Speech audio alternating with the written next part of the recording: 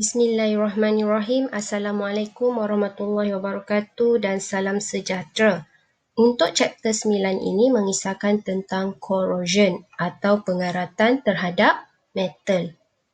Corrosion atau kakisan adalah satu proses semula jadi yang menukarkan refined metal kepada bentuk yang lebih stabil secara kimia seperti oksida, hidroksida atau sulfida.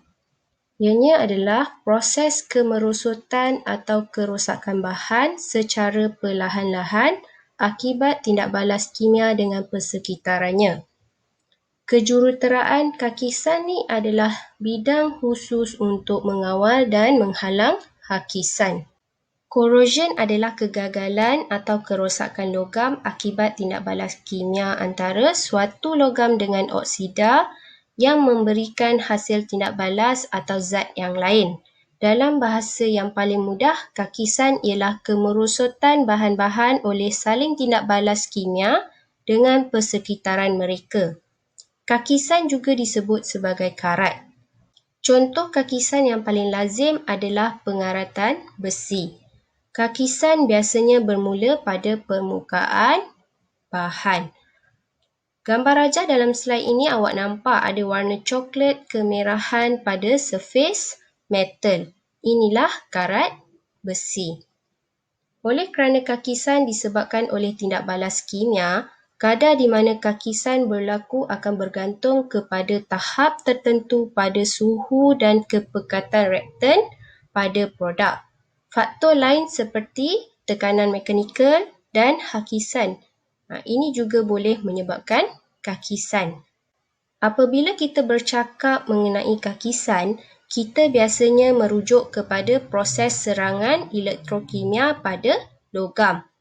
Logam terdedah pada serangan ini kerana logam memiliki elektron bebas dan dapat mengatur sel elektrokimia dalam strukturnya. Sebilangan besar logam terhakis pada tahap tertentu oleh air dan juga atmosfera.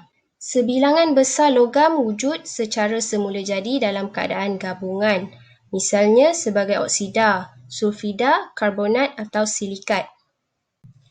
Dengan kata lain, kebanyakan logam dalam bentuk tulennya tidak stabil dan jadi untuk stabil dia bertindak balas dengan persekitaran untuk membentuk bijih dan juga mineral. Yang ini kecuali logam berharga lah, emas, perak dan juga platinium. Dalam keadaan gabungan ini, tenaga logam lebih rendah dan lebih stabil. Dalam keadaan logam, tenaga logam dia lebih tinggi, kurang stabil dan dengan demikian terdapat kecenderungan spontan bagi logam untuk bertindak balas secara kimia untuk membentuk sebatian. Sebagai contoh, oksida besi biasanya terdapat di alam semula jadi dan dikurangkan oleh tenaga haba menjadi besi yang berada dalam keadaan tenaga yang lebih tinggi. Oleh itu, ada kecenderungan besi logam secara spontan kembali ke besi oksida dengan menghakis ataupun dia berkarat sehingga dapat wujud dalam keadaan tenaga yang lebih rendah. Logam juga boleh terhakis oleh serangan kimia dari larutan kimia dan juga liquid metal.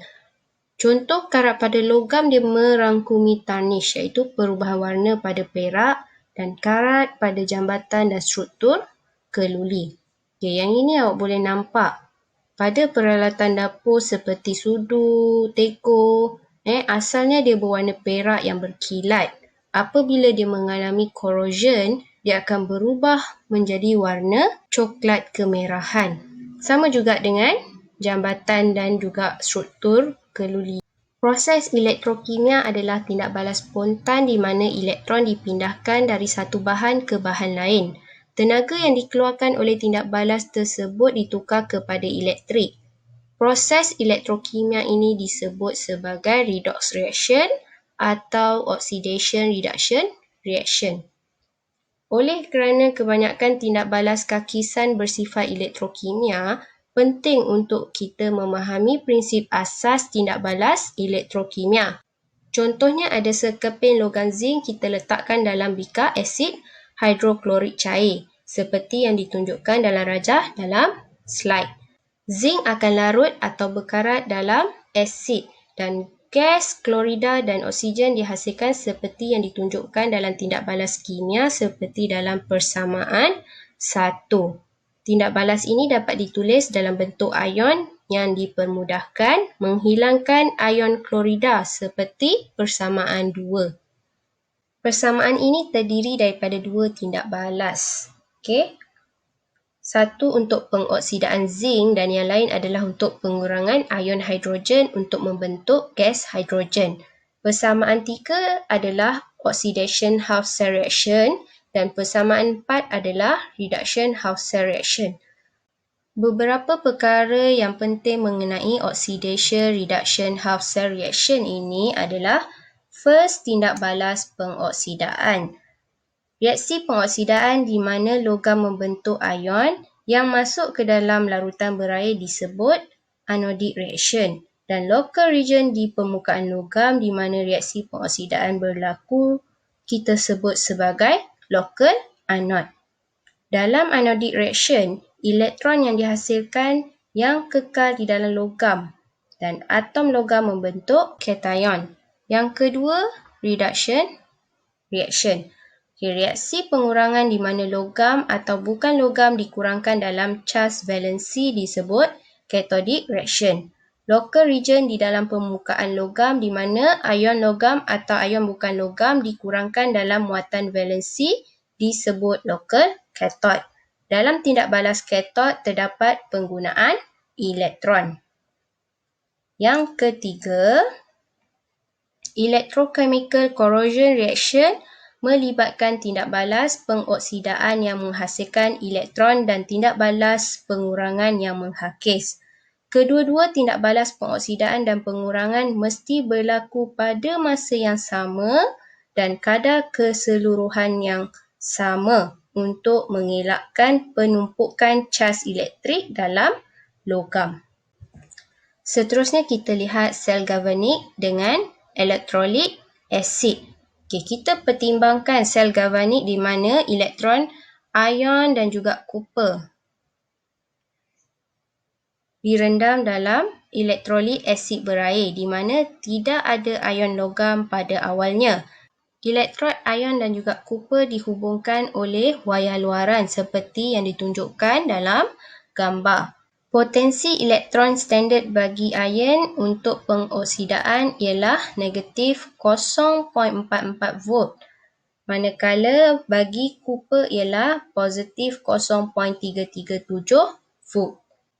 Okay, persamaan 5 ni adalah anodic half cell reaction. Okay. Oleh kerana tiada ion copper dalam elektrolit yang akan diturunkan menjadi atom kuprum untuk tindak balas katod, ion hidrogen dalam larutan asid akan diturunkan menjadi atom hidrogen yang kemudiannya bergabung untuk membentuk gas hidrogen di atom H2. Keseluruhan tindak balas bagi katod akan jadi sama seperti persamaan 6. Galvanic series merupakan kereaktifan relatif sejumlah logam dan komersial alloy di dalam air laut. Alloy berhampiran bahagian atas adalah katodik dan tidak bertindak balas. Sedangkan alloy di bahagian bawah paling anodik. Jadual ini menunjukkan kecenderungan bahan mengalami kakisan. Semakin negatif half cell reaction, semakin anodic the reaction. Dan semakin besar kecenderungan kakisan atau pengoksidaan berlaku. Yang ini awak boleh nampaklah pada bahagian yang bawah ni. Yang ini greater tendency to corrode. Kita akan sambung slide seterusnya berkaitan dengan jenis kakisan. Sekian, terima kasih.